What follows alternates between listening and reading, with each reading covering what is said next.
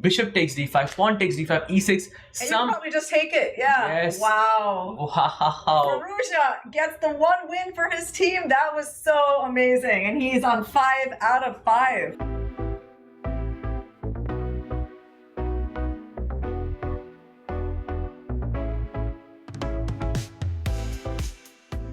Welcome to week 12 of the Chess News podcast, where I discuss the Global Chess League, Faustino Oro's second GM norm, and more.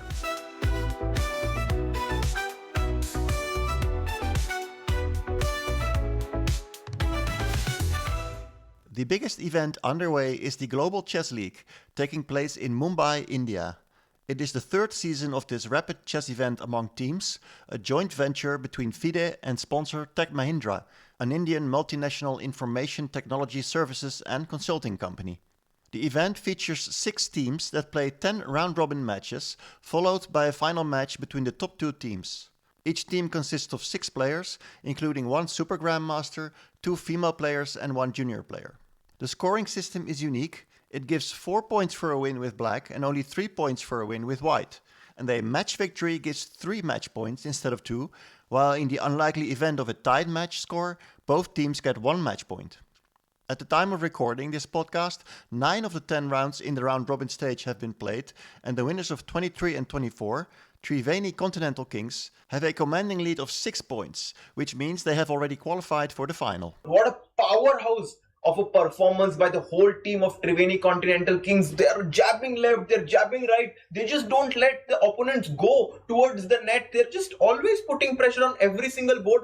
And what an emphatic victory by the Triveni Continental Kings. The team has Alireza Firouzja on top board, who started with a fantastic 5 out of 5 score, beating all his board 1 opponents in the first half of the round robin. Nobody can stop this man. 5 out of 5, leading the Triveni Continental Kings to victory against Upgrad Mumbai Masters. That's where Firouzja's streak ended, as he lost to Fabiano Caruana and then Gukesh Domaraju next, followed by a draw against Hikaru Nakamura.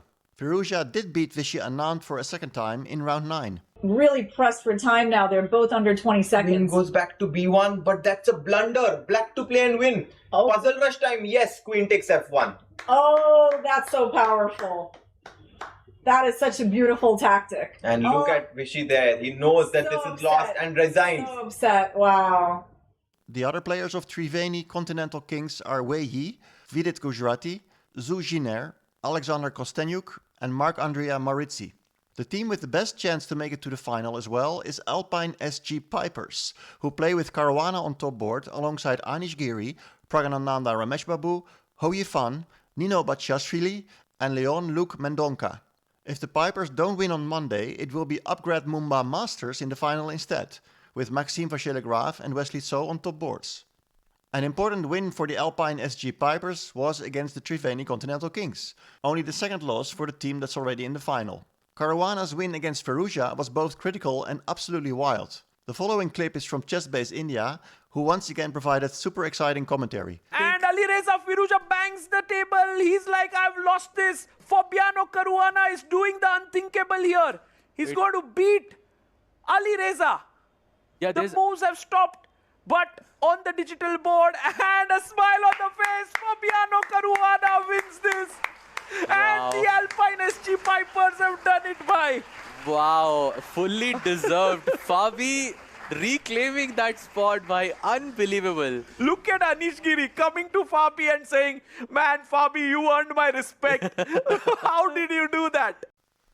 Then, 2.5 months after scoring his first Grandmaster norm, the Argentinian prodigy Faustino Oro has now secured his second. The 12-year-old chess player finished in a tie for third place at the Szmetan-Giardelli Masters 2025 in Buenos Aires, scoring an undefeated 5.5 out of 9 with 7 draws and 2 wins.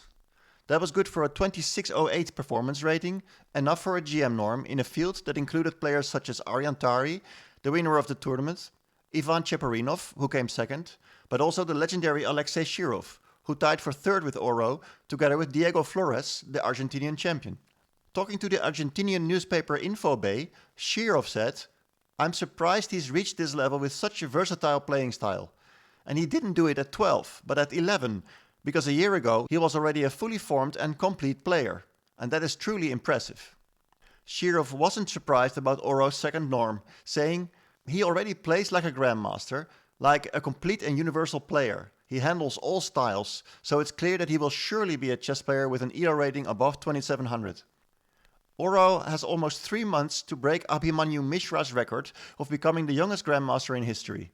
The American player scored his third norm at the age of 12 years, 4 months and 25 days.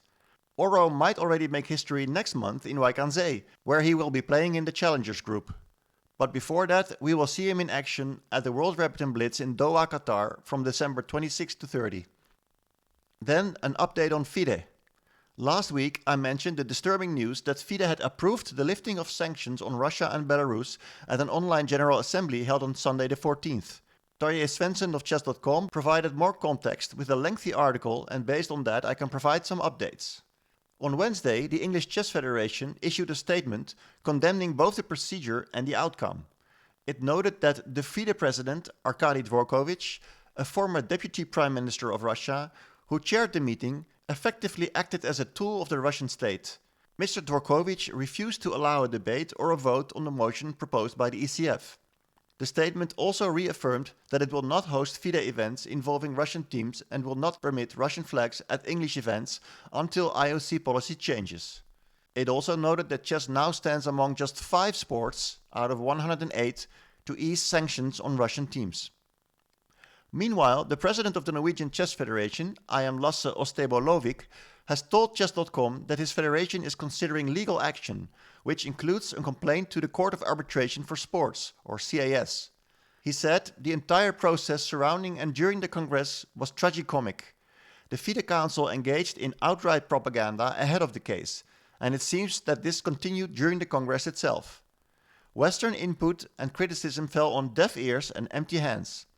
The Federation has now confirmed to Norwegian broadcast channel NRK that they have decided to create a working group to potentially take FIDE to CAS, or CAS, even if the costs may be significant. They are also considering a complaint to the FIDE Ethics and Disciplinary Commission, the independent juridical body that investigates and rules on ethical violations and disciplinary offenses within the chess world. There was also the issue of the voting procedure at the General Assembly, which was done by a secret ballot and which might have been against FIDE statutes. A spokesperson of FIDE said about this, "The procedure for applying secret voting was approved by a majority of the Assembly delegates through an open vote. Immediately during the Assembly, FIDE's Constitutional Commission chair confirmed that the Assembly, as the organization's supreme body, has the authority to determine its own voting procedures for specific items to ensure that delegates can express their will without external pressure.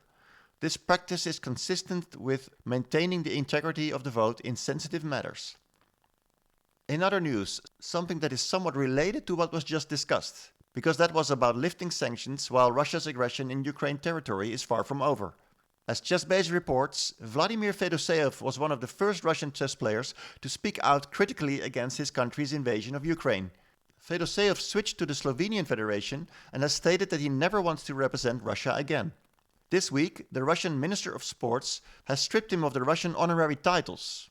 The Russian Sports Minister Mikhail Dekhtiarev has signed a corresponding decree that stated that Fedoseev had lost his titles Master of Sport of Russia and Grandmaster of Sport of Russia. The executive director of the Russian Chess Federation, Alexander Tkachev, commented on the matter to a Russian state-owned news agency TASS, saying, "You cannot vilify your teachers and your homeland, to which you owe the Grandmaster title and all your successes. If you make public statements like Vladimir's that completely discredit your own country, why would you need the highest sporting titles? After such statements, one is simply not worth of them." TASS also quoted Anatoly Karpov, who apparently said he deserved it. Speaking of Fedoseev, the now Slovenian Grandmaster, I guess I should say, did quite well at a tournament that got little attention but has a special place in my heart. I'm talking about the 11th edition of the Vugar Gashimov Memorial, a tournament that used to be one of the strongest classical chess tournaments of the year, in which Magnus Carlsen, for example, also participated several times, and which I attended myself more than once. These days, it's a combination of rapid and blitz, and the field is not as strong as it used to be, but there are still some big names participating. This year held in Kankendi, Azerbaijan, the tournament was won by Jan Nepomniachtchi, who finished the rapid segment half a point ahead of Fedoseev, who, in his turn, finished half a point of Nepomniachtchi in the blitz. Because the result in the rapid was the first tiebreaker, the first prize went to Nepo, just like last year. The following clip is from the official broadcast, which was unfortunately only in the Azerbaijani language. Bəli. Bu isə artıq rəsmi olaraq Yan Nepomniachtchiyə qarşı memorial 2025-in qalibi olur. Təbrik edirik Neponu buradan.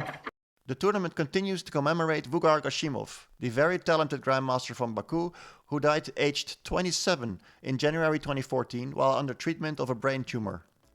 Vugar was one of the nicest Grandmasters I have met in my entire career as a reporter, and, by the way, made it to number 6 in the world in November 2009.